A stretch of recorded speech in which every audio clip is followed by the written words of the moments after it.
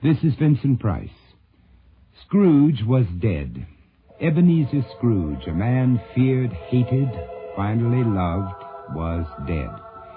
Oh, he didn't pass away, as you might have expected, surrounded by a mournful family of grateful Cratchits, or his weeping nephew, as the parson commended Scrooge's soul heavenwards. Oh, no, dear friends. Scrooge was quite alone when he faced his Maker.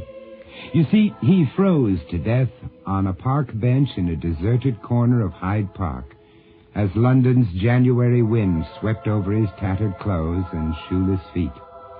Later, some whispered that he had been attacked by a gang or fallen prey to some evil night stalker, but this was simply not true. Scrooge froze to death, like 1,000 other homeless men they found that bleak winter. Poor Ebenezer. His body lay unclaimed in a charnel house until the end of the week. Then he was placed in a meager wooden casket and lowered into a pauper's grave. It was an ignominious end to his life, a sad moment for a man who tried to atone for his mistakes. What had happened to this man of wealth to fall upon such pitiful times? Was not the mending of his ways enough to assure him a glimpse of happiness? And what of his nephew? Certainly he could have taken steps to prevent his uncle's circumstances. What of Tiny Tim and the Cratchit family? Where were they in his time of need? Had Scrooge, as some had whispered, gone insane, escaped from an institution, and lost himself in London's teeming streets? The matter of his death was certainly something to ponder. Wasn't his conversion to love and charity enough to ease the burden of his guilty conscience? Enough to allow others to accept him and care for him in his waning years? Apparently not, because he died alone. The harsh wind mixed with icy rain beating into his lifeless body. He died a man unwanted. Scrooge was dead, and not a soul was there to mourn him.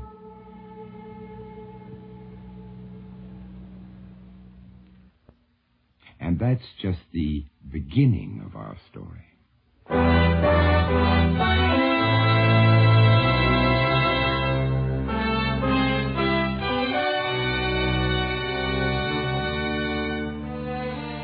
Mutual Radio Theater, a new adventure in radio listening. 5 nights of exceptional entertainment every week. Brought to you in Elliott Lewis's production of the Mutual Radio Theater. Our story, The Last of Scrooge, by Ken Gerard. Our star, Hans Conried.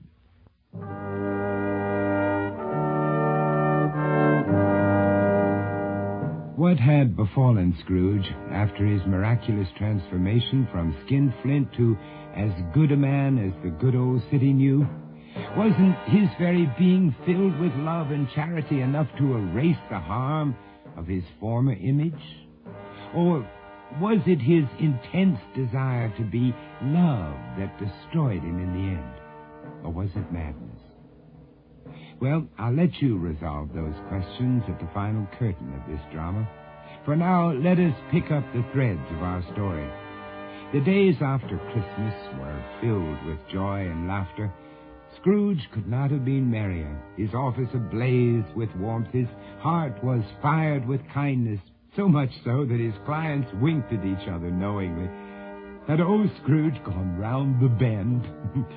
People could not accept this change in him. They still feared the old man because his reputation, carefully nurtured over the years, could not be altered in a single day, nor changed by his succeeding acts of compassion.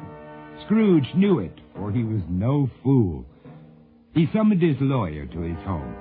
He devised a plan to prove to the world that he was truly a man to be loved.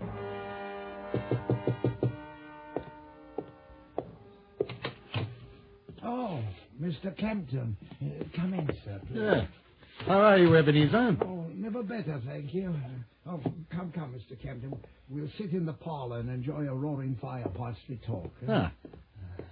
Well, you've repainted the entire house. Oh, indeed. I couldn't look at those drab walls another day. how I lived here in such depressing surroundings beyond me. Oh, yes, Mr. Kempton, a new life is ahead of me. I relish the days. I want to live each moment to the fullest. I want others to enjoy it also. That's why I asked you here. Please sit there. No. Take a seat by the fire. I marvel at your change, Ebenezer. It was quite sudden, but nevertheless, welcome. Well, if it hadn't been for the spirits, I never would have come to my senses. Spirits? Of course. First it was Marley's ghost, then the ghosts of Christmas, but the last idiot apparition, a phantom in black, was the cruelest. Oh, Mr. Kempton, he showed me the future, and it was horrible. I had died unwanted, alone. But the worst was the death of Tiny Tim. I could not bear that sight. You had visions of your own death? Of course. I saw the future and the past. It was then that I realized my entire life had meant nothing. I'd thrown away everything I loved. I was consumed by suspicion and hate. I knew I had to change. No, I knew I had to give, Campton. Give love and receive it in return. And that's why I've asked you here. Yeah. These visions, did they ever speak to you before? No. Did you saw Jacob Marley's ghost? I spoke with him. Poor Jacob was in chains. I see. And did you talk to other visions? Well, naturally. And I flew with him. We passed through the walls and were transported to old Fezziwig's house. You say you flew and walked through walls? Several times. Ebenezer, have you told others this tale? No, I don't think so. Good. Let's keep it our secret. The others might... some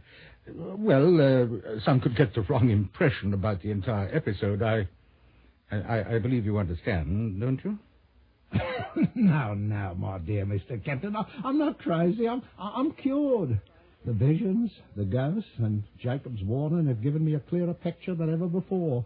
Oh, I'm quite sane. Oh, no, I didn't mean to imply anything. Oh, I know. It all seems so mad, so topsy-turvy, that I should turn over a new leaf and attempt to right my past mistakes.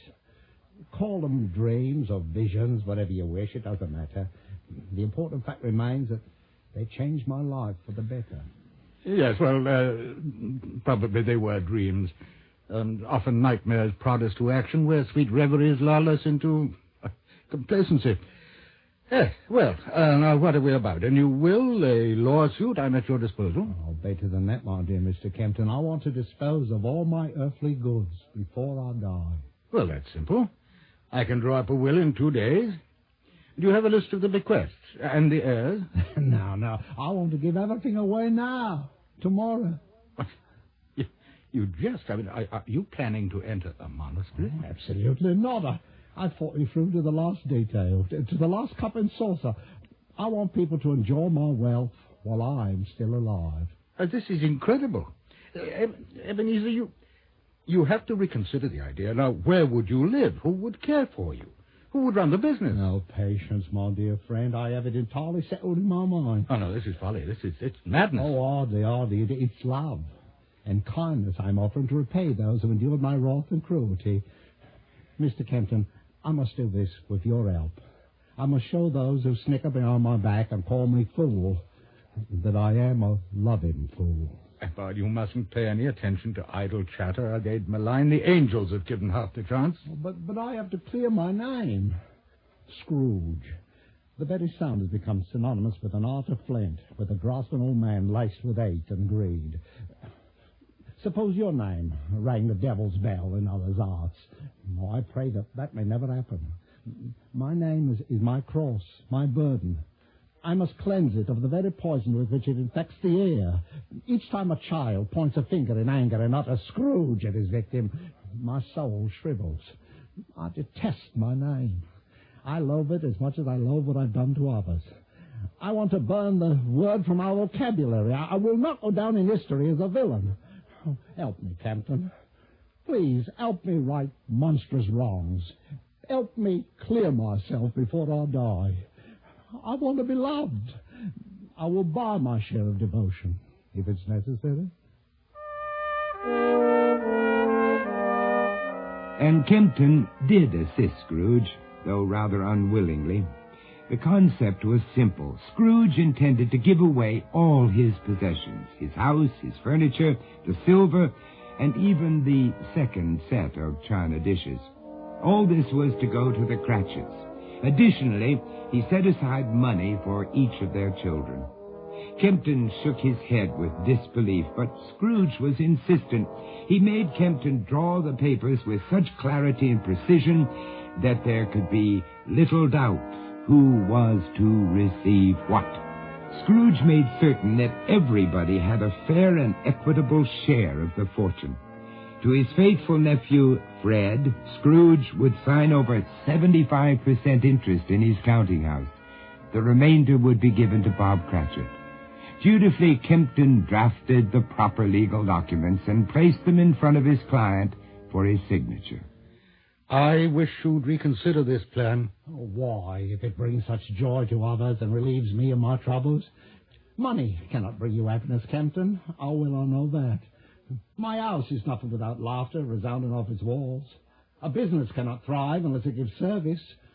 No, my mind is made up. I shan't be free until the Cratchits are in this house, and Fred is in charge of my firm. Now, here must I sign the deed. Here, and once more on this document.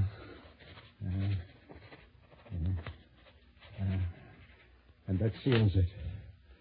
I feel free, unburdened. I have fulfilled my visions.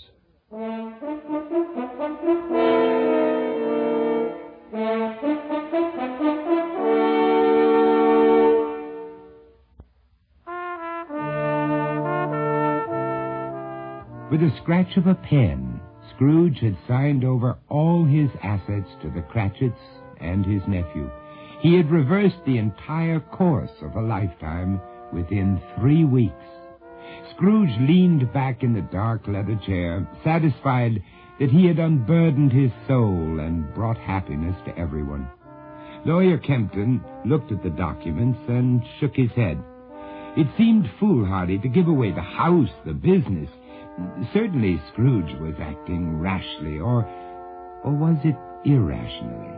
Kempton wondered if he should mention any of the visions or discussions with Marley to Ebenezer's nephew.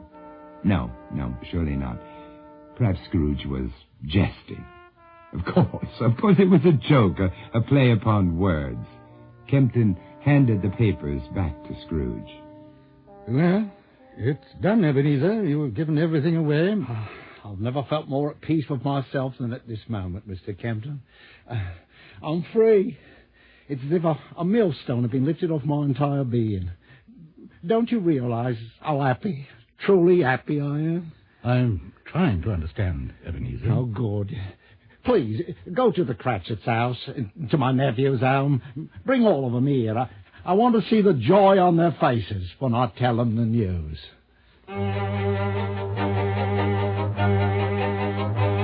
In several hours, the Cratchits, the nephew Fred and his wife Anne, and Mr. Kempton were assembled before the fire in Scrooge's parlor. It was a moment that Ebenezer hoped he would savor for the balance of his life. However, in reality, it was a bitter turning point, which would ultimately lead to his death. No. Sit here, Mrs. Cratchit. Oh, thank you, Mr. Scrooge. Are you comfortable, Anne? Why don't you take my chair? I'm fine, dear uncle. Perhaps Mrs. Cratchit would care for my place. I'm quite satisfied, thank you, ma'am. But you look so uncomfortable. I'm used to straight chairs. The plainest of furniture fulfills my needs. It certainly does, my dear. And gentlemen, are your glasses amply filled with sherry? Absolutely, Uncle Ebenezer. Yes, sir. Thank you, Mr. Scrooge. Oh, Bob, you must learn to call me Ebenezer. It's all different now, all changed, and for the better. I propose a toast to Mr. Ebenezer. Long may he live. Yeah. Thank you. Thank you very much. I appreciate your fellowship and warm sentiments. It must seem strange that in such a brief span I've moved from one extreme to the other. Oh, Uncle, you don't have to explain any of your actions. Fred and I rejoice that you have found peace within yourself. Oh, I will treasure those feelings for the balance of my days, because I know, or rather, I was shown that often you had little patience with me. That's not so. Dearest Uncle, I never bore you any ill will. Well, if you did, it was well deserved, as I treated your husband with contempt and made him feel ridiculous. Oh, all in the past. There's no need to thrash old feelings about. This is the beginning of a new year and a new life for you, Uncle. Well put, my boy. I wish to wipe the slate clean. I wish to propose another toast to Mr. Scrooge. Sit down, Bob. Put the glass down. Put it down. Oh, Bob, it makes my heart light to see you so merry. He does nothing but sing your praises to the children when we're at home. Belinda constantly remembers you in her prayers each night before bed. Oh, it's so pleasant to hear her say, God bless us all, and especially dear Mr. Scrooge. It brings tears to my eyes that she's included me in your family. I know she'll never forget what happiness you brought to all of us. And how many children do you have, my dear? None at present. We felt we should abstain from raising a proper family until we had sufficient means. I understand one of your sons is lame. What a pity, my dear. So sorry. Anne, please. You expect me to hold my tongue when that cheap fishwife, that cow, plays your uncle like a cello with her children's prayers and adoring smile. She makes me ill. We'll discuss it afterwards. Well, I've asked you here to unfold some of my plans. I've decided to make reparations to all of you whilst I'm still alive and can share your happiness. I don't understand. Well, I'm giving my fortune away now. What? Mr. Campton, would you please read the document? Yes, of course, Scrooge. I, Ebenezer Scrooge, being of sound mind, do hereby instruct my attorneys to prepare the documents. 1, my home and chattels therein be given to Robert Cratchit. You're giving us this house? And all the furniture, the dishes, the towels, even the mousetrap. It's a small compensation for the disservice I've done to your family. The old man's a raving lunatic. And to each of the Cratchit children I put in trust the sum of £5,000 to be divided among them when they reach legal maturity. God bless you, sir. In addition, I place in trust with Kempton and Kempton Esquires the sum of £2,000 which shall be disbursed for medical treatment as needed by Master Timothy Cratchit. You have our Tim's undying love. And fourthly, I give to my faithful friend Robert Cratchit the sum of £3,000. I can't believe this. You're just too kind, Mr. Scrooge. Too kind. Yes, well, I've instructed the bank to issue you a draft for the entire sum in the morning. Yes, sir. Thank you, sir. An ass in feathers is still an ass. And to my dearest nephew, Frederick, I give the sum of £3,000. Most gracious of you, Uncle. Oh, wait. There's more. Read on, Mr. Kempton, read on. And sixthly, I assign a 75% interest in my business to my nephew, Fred. What? And the remaining 25% to my devoted clerk, Robert Cratchit. Thus ends the gifts and trust. Ain't it wonderful? Fred and Bob, partners. I cannot tell you how overjoyed this has made me. We can only thank the spectres for this wonderful moment.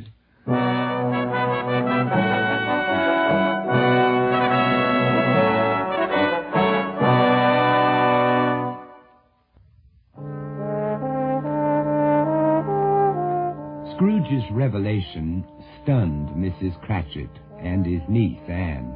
Both women smiled politely, but inwardly seized with anger and jealousy. Lawyer Kempton watched their show of happiness, realizing that beneath the charming veneer, they hated each other. Mr. Campton, did you hear what Mrs. Cratchit said? No, I didn't. I'm sorry, Ebenezer. I was rereading the deed to your house. We want Mr. Scrooge to live with us. Well, it wouldn't seem right to have him give up his comforts, even though we'll be there. Isn't that right, Bob? Oh, for certain. The children would love to be with you. Tiny Tim already thinks of you as his grandfather. You hear that, Mr. Campton? I'm a grandfather. Yes. You're very lucky, Ebenezer. Very lucky. Oh, it'll be wonderful. Mr. Scrooge sitting by the fire, reading to the children and helping Bob to learn the business and spoiling Belinda with treats. We'd be a real family, a very happy family. Oh, you see, Mr. Campton, you say it's a dream come true. I hope so. I sincerely do. Mr. Campton, don't be so worried.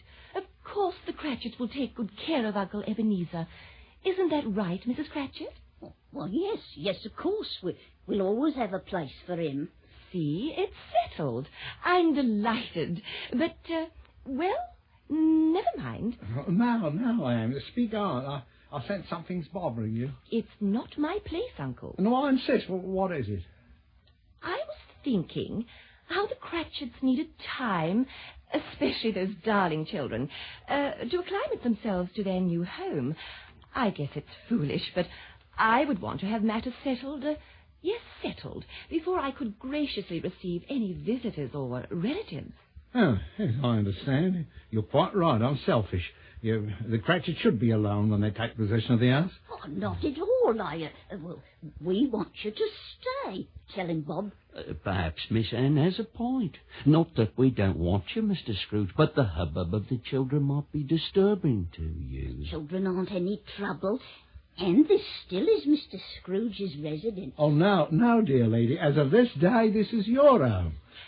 Why don't you stay with us while the Cratchits acquaint themselves with newer surroundings? Oh, yes, I insist, Uncle. There's more than enough room. The change would do you wonders, and we can discuss the details of your business at leisure. You see, I want to take advantage of your years of knowledge in order to make Scrooge and Marley thrive. Oh, there's great sense to this.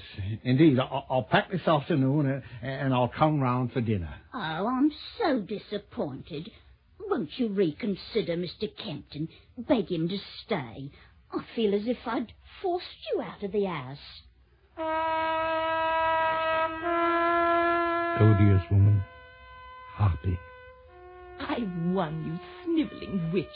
You might own the house, but I'll have him. I wish I could tear those blonde curls out of her head. I'll have you back, you old man, before she's poisoned your mind. True to his word, Scrooge moved in with his nephew, while the Cratchits took possession of the home. Daily, Scrooge would accompany Fred to the counting house, where they would pore over loans and interest rates and collections. Bob Cratchit often listened to their discussions, but inevitably returned to his desk to add columns of figures. Ebenezer was pleased that his nephew had such a grasp of the business, and expressed his pleasure to Anne that evening at dinner. Oh, Anne, I marvel at your husband's ability. He's learned my business within days. You're too kind. I'm sure there's much more for him to know. What took you years of wisdom and experience to understand can't be understood in such a short time. You flatter him, Uncle Ebenezer. Oh, indeed not. I thank the spirits that I had the good sense to turn everything over to Fred. Not everything, but we're more than satisfied. Your company is payment enough. A toast to Uncle Ebenezer and the spirit of Christmas. Oh, spirits, Fred, spirits. I hope they haven't bothered you since you've been here. Oh, not at all. I only talk to Jacob at night. You've seen Jacob Marley? Oh, yes. Every night as I lie in bed and wait for him to materialize. And then we talk for hours. I've told him how happy I am, how Fred's progressing, what's happened to the Cratchits. Oh, Jacob is pleased, very pleased. They're dreams, Uncle, like the other time. Well, dreams, if you wish, but Marley does with it with me. Have you ever discussed these apparitions with Mr. Kempton? Oh, certainly. He knows all about them. There's nothing I would hide from my attorney. Most sensible, Uncle, and most important. Did he feel the spirits had guided you unwisely in the past weeks? Well, you know, Mr. Kempton, he's a man of logic, of fact. His mind, it works like a clock. He thought my voices were a fever that had swayed my judgment. Poor man, he has little imagination and too much reason. Did he question your actions? Did he feel giving your home to the Cratchits a sound decision? Oh, it wasn't his decision or mine. It was the will of the spirits. I've told you that before. Anne and Fred sat facing each other in the parlor after Scrooge had gone to bed. Despite their silence, they thought along similar lines. Finally, Anne spoke. I'm glad he's insane. Oh, you mustn't say that. Oh, you want him living here the rest of his life? You want to hear his wheezing and hacking in the dead of night? Or do you want to remain partners with a simpleton, a petty, low-class fool whose main ambition is to add rows of numbers? You want that, dear? I'm the laughing stock of our circle because my husband shares a business with a clerk. He's harmless. He's there. I want him judged incompetent. I want the lawyers to pore over all the legal documents he's prepared and find them the work of a deranged old man, a madman. I want her out of that house. I want her groveling in the streets and her children picking rags. Stop. Your cruelty goes beyond reason. They're harmless people who have never had anything. Let them live. Be content, Anne. Be satisfied. Oh, my darling, I only want you to receive your rightful share. Of course, the Cratchits are entitled to something, but what? He has given them much more than they deserve. Am I wrong? Can you honestly tell me that the house is rightfully theirs, or that you cherish the idea of sharing your efforts with Bob Cratchit? What should we do? Have Scrooge declared unfit, throw the issue of property into the courts, let them find for us. It's out of our hands. Once he's examined, they'll know he's mad. Let the spirits help him then. We've waited too long to let this opportunity elude us. We'll have Kempton act in our behalf. Yes, let him institute the proceedings. Scrooge is mad. I want him locked in the darkest corner of the asylum. Let him tell the rats and the spiders about Marley and the visions. What's that? Who's there? Uncle Scrooge. We didn't hear you come downstairs. Apparently not. But he's heard everything. Haven't you, old man? Yes, you scheming viper. Good. I'm glad. I hate you. And when we're finished, you'll be remembered for your insanity, not your meanness.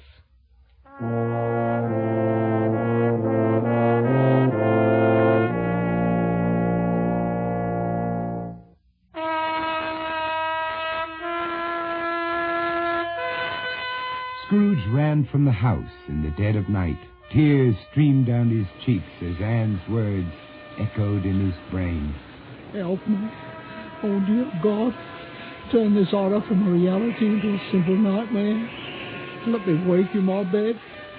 Please, please let this be a tortured dream as penance for my sins. Cold. I'm cold, inside and out. Where to, Scrooge? Oh, he's not yet lost. I'll go home. To my fire. Yes, to my house. What's done can be undone. I'll be myself again. Open! Open! Upon my soul, Mr. Scrooge. Oh, damn your soul. Close the door. Yes, sir. You're soaked to the skin. Come, sit by the fire. Move aside, you fool. Who is it, Bob? Ebenezer! Oh, you're sopping. Bob, get his robe and some blankets. Oh, quickly, men. Oh, give me your coat. Take it. Turn the chair. Facing the fire, you farce. Yes, sir. Fetch my comforter and get out. I said get out, didn't you hear me, you fat-faced little gutter snipe? Get out. Ill, sir? Ill? No, I'm cured. and I see you for what you are. You get out now. Oh, well, so this is your niece's handiwork. Well, she's done a proper job, and in such a short time, with that pompous witch. Oh, you're all witches, lying, ungrateful troll. Shut your mouth, you old man. How dare you? Get out of my house. Take your pack of disgusting children, your feeble-minded husband, and get out. You sit down. Sit down and be still. I'll have the bailiffs throw you out into the deepest part of the prison and make sure that your brats never leave the workhouse. If you speak once more, just once, I'll bend this poke across your wretched head. You see? No. I loathe you, Scrooge. I've hated you for years. Even this Christmas dinner of ours stuck in my throat when Bob raised his glass to you. Founder of the feast, indeed. Why, you're an odious, stingy, hard, unfeeling man.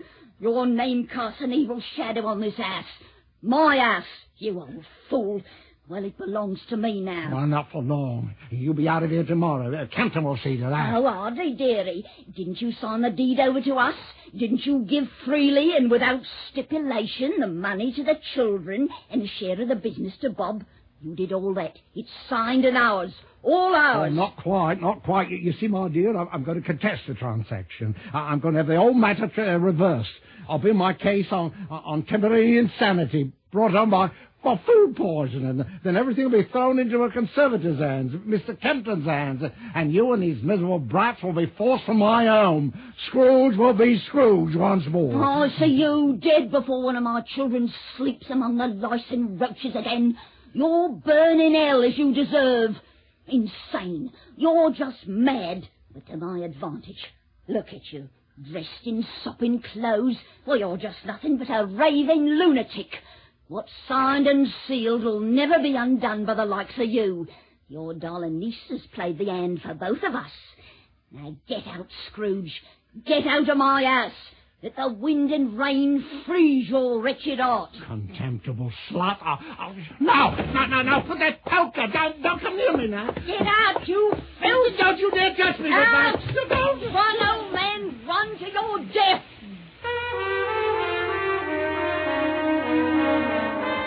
Scrooge ran through the night as the wind and the rain pelted his face and soaked his clothes. The rain turned to sleet, and the wind howled around the corners of London's deserted streets.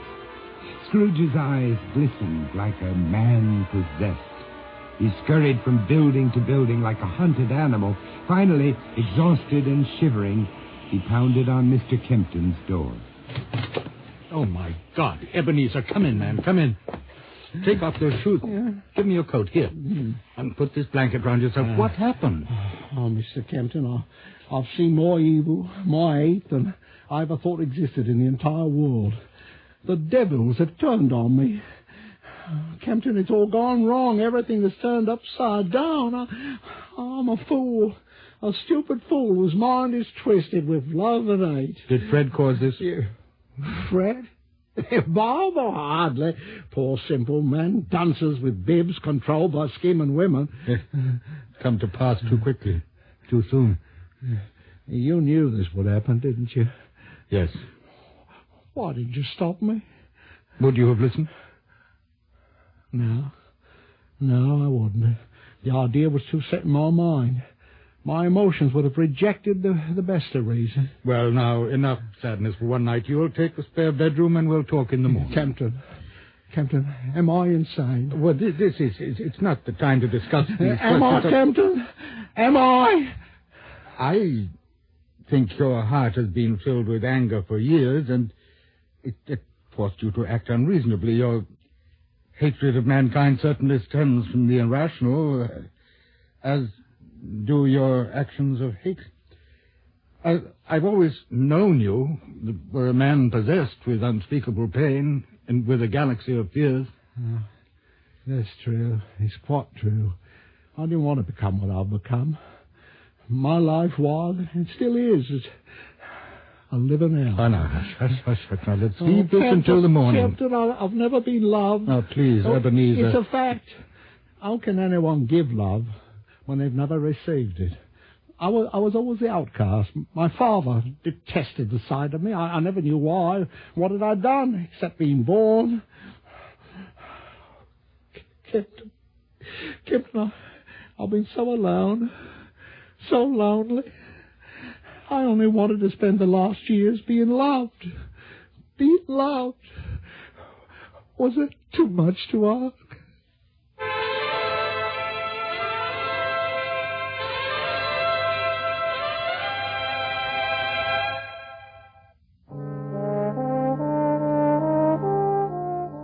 Kempton guided Scrooge up the stairs and into the spare bedroom. He closed the door, leaving the old man to prepare himself for bed. Poor Ebenezer, he thought. Poor demented man. A whole life wasted. Kempton trudged sadly to his chambers and fell into a fitful sleep. However, Scrooge was awake. His eyes darted across the room, searching the shadows and peering into the blackness. Suddenly he cocked his head. Who's there? Molly? Spirit? Is that you, Jacob? Speak to me. Who was in this room? I can't see you. No more. Haven't I paid enough for my sins? Aren't you satisfied? I can't take no more suffering. My whole life has been a punishment. What more do you want of me? Father? Father, is that really you? What? Follow? You want me to follow you? Oh, gladly. You sorry? Oh, I forgive you. You want to be with me? With me alone? Oh, yes, I'll come. I'll come gladly. I've waited such a long time for you, Father. It's been so lonely without you.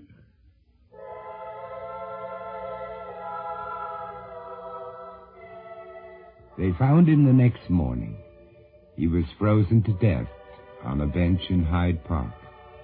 He was just another faceless old man who was buried in a pauper's grave on that bleak winter. Kempton never suspected he had died, and the others didn't care.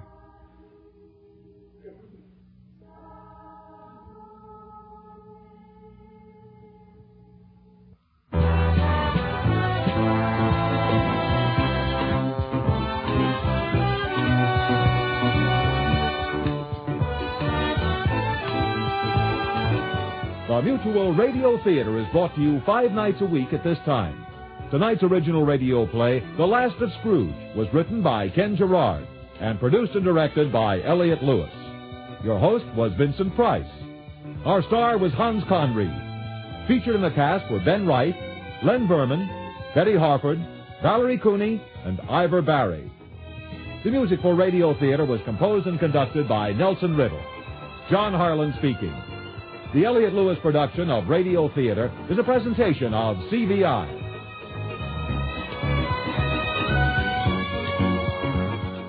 This is Cicely Tyson. Join us tomorrow when I'll have another story that illustrates one of love's many faces.